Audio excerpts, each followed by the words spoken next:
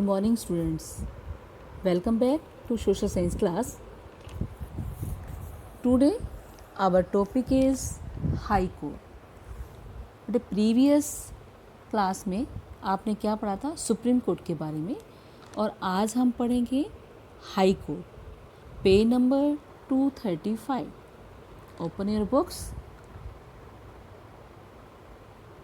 and see page number 235.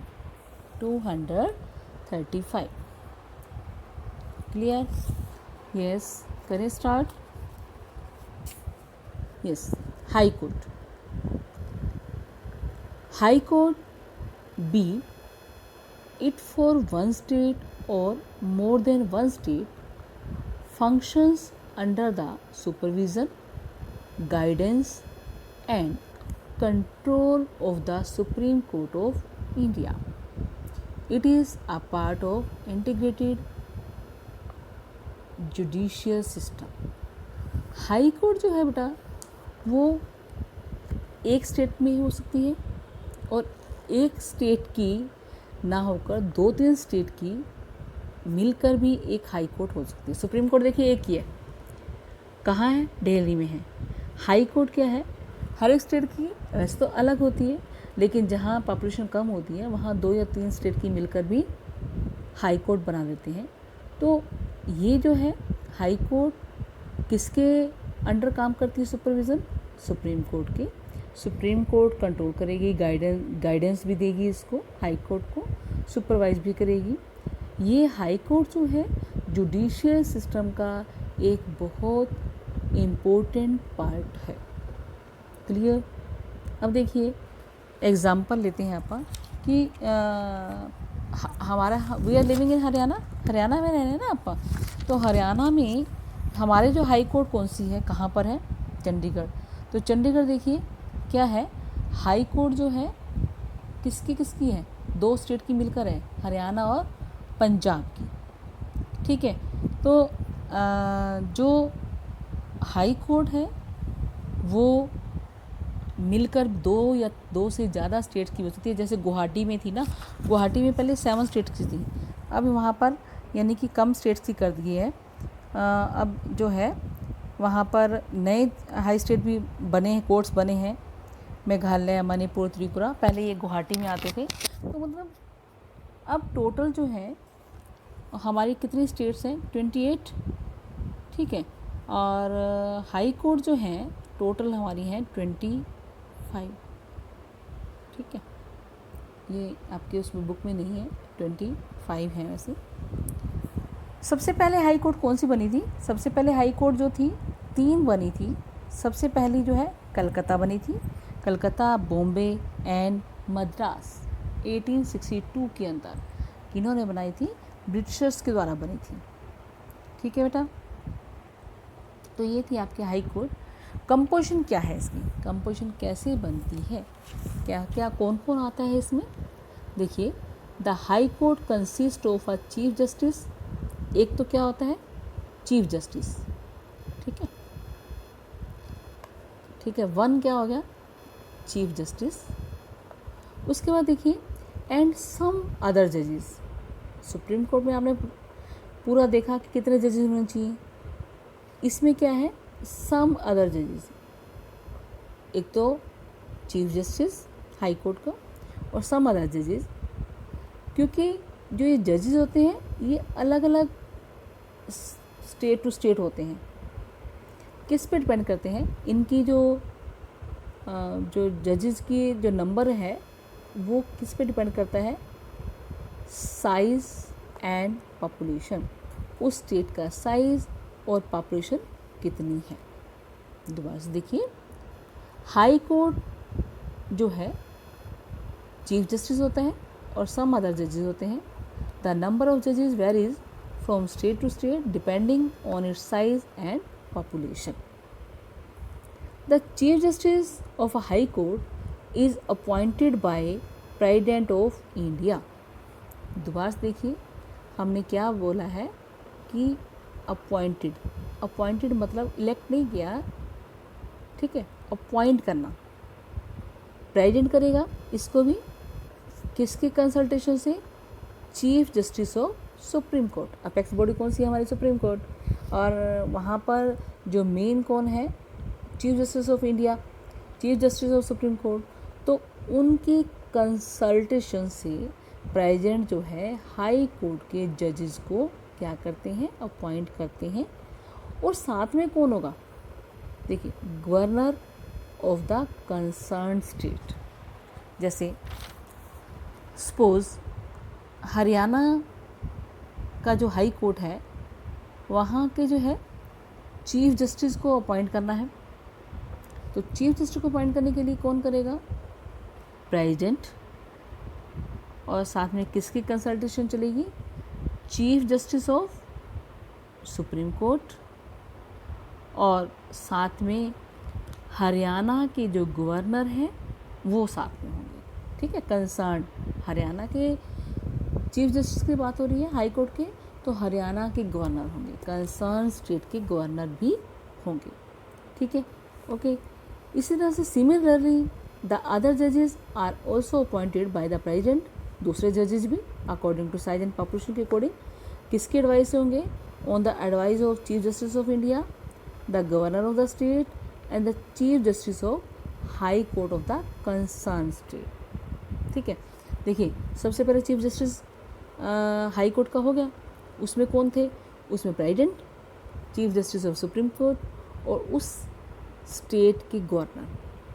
अब दूसरे जजेस लेने हैं, अपॉइंट करने हैं, तो उसमें प्रेसिडेंट, ठीक है, और साथ में चीफ जस्टिस ऑफ इंडिया यानी कि सुप्रीम कोर्ट, कंसर्न जो स्टेट है उसके गवर्नर और चीफ जस्टिस जो हैं उस कंसर्न स्टेट के।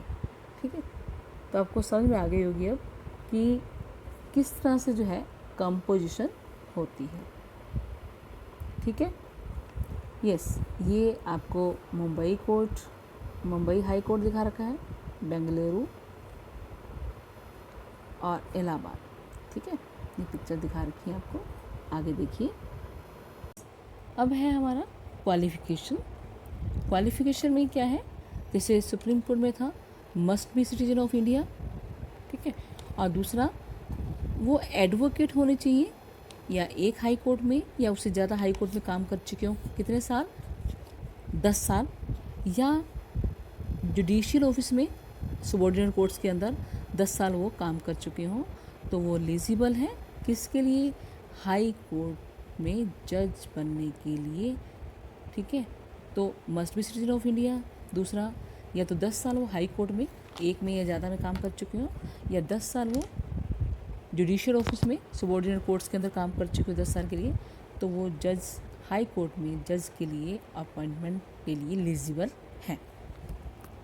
नेक्स्ट जो है हमारा एमोलीमेंट्स, इनकी सैलरी कितनी मिलती है उनको? The government has set the salary for the chief justice of a high court at ₹2.5 lakh per month, 2.5 lakh हो गई, और दूसरे जजेस की 2.25 2.25 lakh. Beside this they are entitled to certain privileges like a free residence, official car, other allowances. इसके साथ साथ उनको दूसरी भी कई सुविधाएं मिलती हैं। ठीक है, जैसे रेजिडेंस उनको फ्री मिलता है, कार मिलती है, और बहुत सारे वेतन भत्ते जो हैं वो मिलते हैं, अलाउंसेस मिलते हैं, तो उनको सैलरी के साथ साथ ये भी सुविधाएं मिलती हैं। तो जो हमारा टेन्योर क्या रहेगा? जो जज है वो अपने ऑफिस में कब तक रह सकता है? बने 62 ईयर्स तक। आपने देखा सुप्रीम कोर्ट में क्या है, एज थी 65 और हाई कोर्ट में कितनी है? 62। द जज of the high court can be removed from office by the president of India in the same manner as the जजेस of the supreme court impeachment. ये भी जो है इनको कैसे हटाया जा सकता है? बड़ा आसान नहीं है बिल्कुल भी। जैसे मैंने सुप्रीम कोर्ट में पढ़ाया था आपको कि एक प्रोसीजर होता है, उसके द्वारा इनको प्रेसिडेंट हटा सकता है। रेजोल्यूशन पास होता है, या लोकसभा में हो चाहे राज्यसभा में हो, फिर कमेटी बैठती है, फिर लगता है कि वो यानी कि मिसबिहेवियर या इनकैपेसिटी है, उनके अंदर कैपेबल नहीं है, तो मतलब उसके बाद स्पेशल मेजोरिटी, फिर 2/3 मेजोरिटी से जो पास होता है, उसके बाद इनको हटाया जा सकता है। लेकिन जो जिस प्रोसीजर से इनको हटाया जाता है उसको हम क्या बोलते हैं, इम्पीचमेंट। ठीक है, अब देखिए बुक के अंदर, द जजेस of the high court can be removed from office by the president of India in the same manner as the जजेस of the supreme court through impeachment. Unlike the जजेस of the supreme court, a retired high court judge may practice in any high court but not before any lower court or in the same high court। देखिए, जो supreme court के जजेस जो retire होते हैं 65 years के लिए, तो वो कहीं भी यानी कि अपनी प्रैक्टिस नहीं कर सकते, क्योंकि सीनियर होते हैं। सुप्रीम कोर्ट अपेक्स बॉडी है, उसके बाद अगर वो कहीं भी प्रैक्टिस करेंगे तो क्या होगा, उनसे जो जूनियर हैं वो जजेस बन जाएंगे या चीफ जस्टिस बन जाएंगे, तो वो प्रेशराइज ना हो, तो इसलिए वो प्रैक्टिस नहीं कर सकते। लेकिन हाई कोर्ट में जो एज है वो 62 ईयर्स है, और उसके बाद वो सेम हाई कोर्ट में जो है नहीं, वो प्रैक्टिस कर सकते हैं किसी भी यानी कि कोर्ट में, but not before any lower court में नहीं कर सकते, और in the same high court, और ना ही वो सेम हाई कोर्ट में कर सकते हैं, अदर हाई कोर्ट में कहीं भी वो प्रैक्टिस कर सकते हैं। ठीक है, however he she may be appointed as a जज ऑफ द सुप्रीम कोर्ट। हालांकि जो रिटायर होते हैं हाई कोर्ट से जो जजेस वगैरह, तो वो हो सकता है कि सुप्रीम कोर्ट के लिए जो जजेस के रूप में अपॉइंट किए जा सकते हैं। कितने साल के लिए, 3 साल के लिए, क्योंकि इनकी एज कितनी होती है, 65 ईयर्स। तो बच्चे इसमें आपने हाई कोर्ट में अभी तक आपने क्या किया बच्चे, आपने किया कि हाई कोर्ट कितनी है, और हर एक स्टेट की अलग अलग होती है, लेकिन अगर पॉपुलेशन के अकॉर्डिंग 2-3 स्टेट्स की मिलकर भी होती है। हमारा एग्जांपल भी है हरियाणा और चंडीगढ़ की, एक ही है। कंपोजिशन क्या है, कौन अपॉइंट करता है इनको, क्वालिफिकेशन इनकी क्या है, इनकी सैलरी क्या है, इनका टेन्यूर कितना रहता है। ठीक है, तो ये जो था आपका हाई कोर्ट के बारे में। अब क्या है आगे, powers and functions of high court. Powers and function of the high court, जैसे आपने उसमें किया था सुप्रीम कोर्ट में, पावर्स की थी, फंक्शंस किए थे, ऐसे इनकी हैं।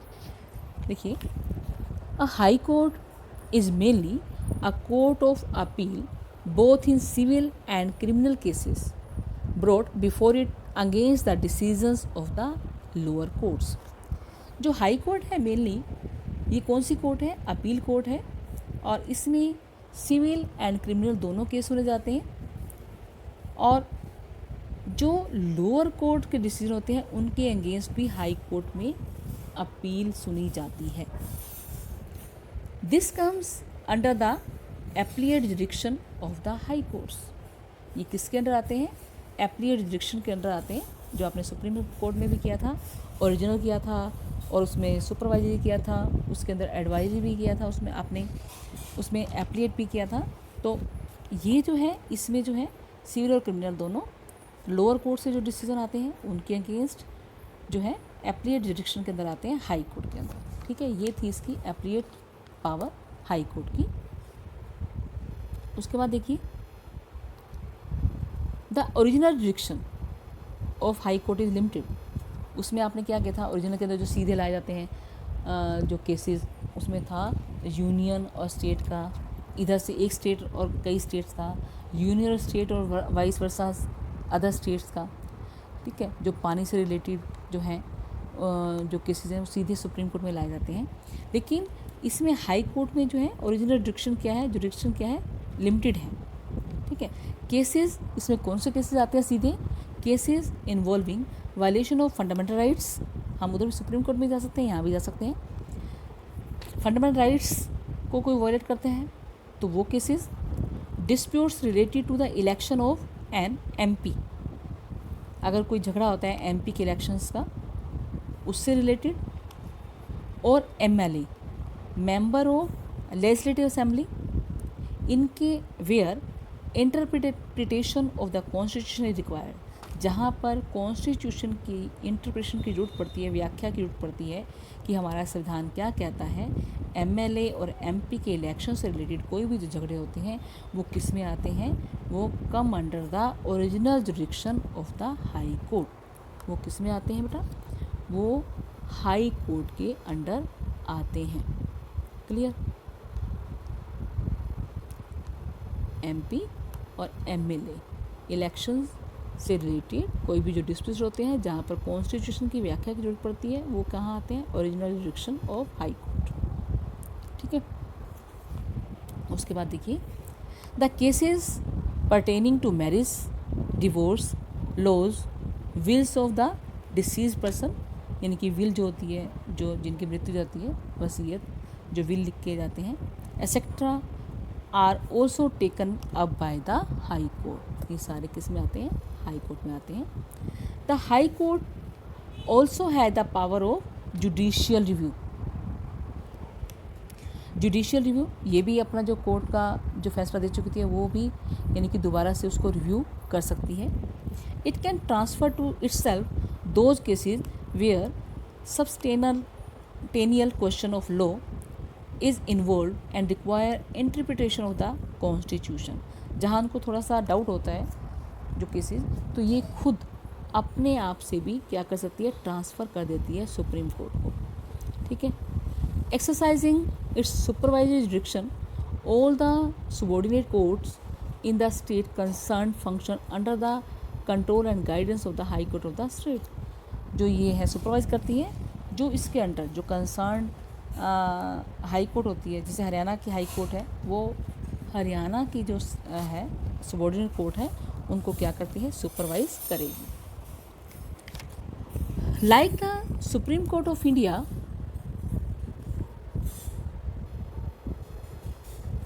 like the Supreme Court of India, High Court is also a court of record।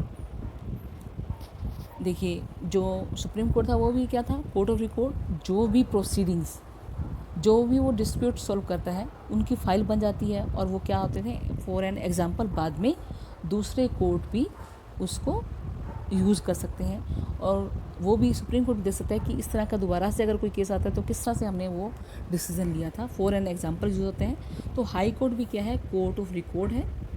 It has the power to punish for contempt of itself. देखिए, ये भी क्या है? It has the power to punish for contempt of itself. ये इसका meaning क्या है contempt of itself का?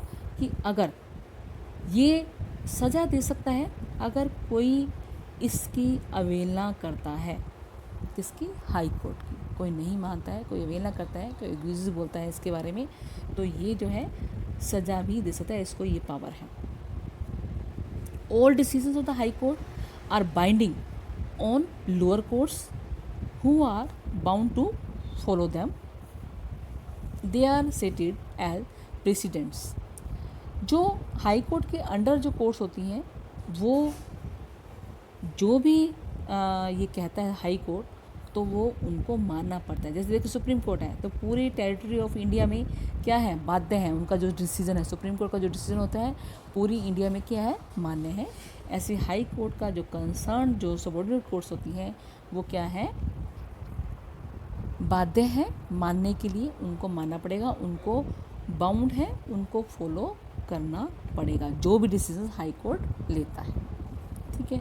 कोर्ट ऑफ रिकॉर्ड, इनके जो हैं डिसीजंस, वो क्या होते हैं? एज ए एग्जाम्पल रखे जाते हैं। ठीक है। ये बेटा आपका था हाई कोर्ट से रिलेटेड।